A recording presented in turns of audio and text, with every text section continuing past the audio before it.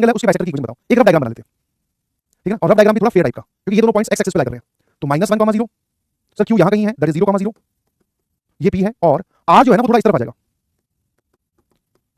ठीक है। तो दोस्तों ये बन गया हमारे पास में ट्रायंगल। अब इसमें हमें कौन से एंगल की एंगल बाइसेक्टर लिखनी है? The bisector of the angle PQR। PQR मतलब सर ये वाला जो पूरा एंगल है इसको बाइसेक्ट करने वाली एंगल बाइसेक्टर।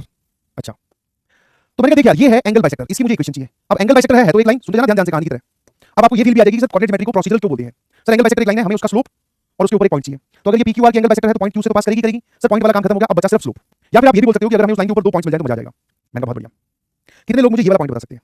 हाँ, वो फालतू बकवास नहीं करनी है सर इन दोनों का मिड पॉइंट ये होगा, ना ना ना वो सब नहीं है, ये कोई मीडियन थोड़ी एंगल बाइसेक्टर है। हाँ सर हमें ये पता है कि एंगल बाइसेक्टर एक थ्योरम होती है जिसमें अगर आप किसी भी एंगल की एंगल बाइसेक्टर निकालते हो और वो सामने जाकर डी पर इंटरसेक्ट करती है तो BD upon DC this upon this is this upon this sides containing the angle, है ना। तो सर यहां से हमें रेशियो पता चल जाएगा।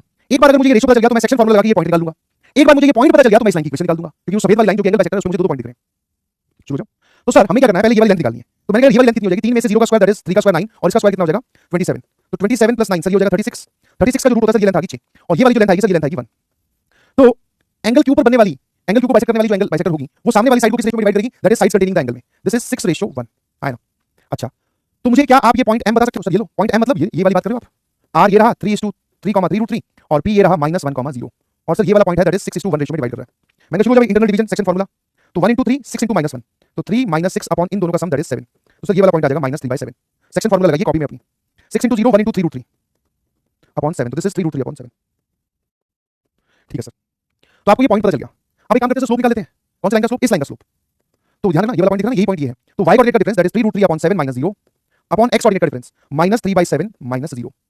तो सर ये वाला पूरा कैंसिल करने के बाद में ये आएगा स्लोप सर -√3। तो इस लाइन का स्लोप आ गया बेटा -√3, ये इस पॉइंट से पास कर रही है। चाहो तो आप इस पॉइंट को भी यूज कर सकते हो, बट सर आसान वाला यूज करेंगे ना। तो हमारी लाइन की इक्वेशन क्या हो जाएगी, दैट इज y -0 स्लोप -√3 और x -0।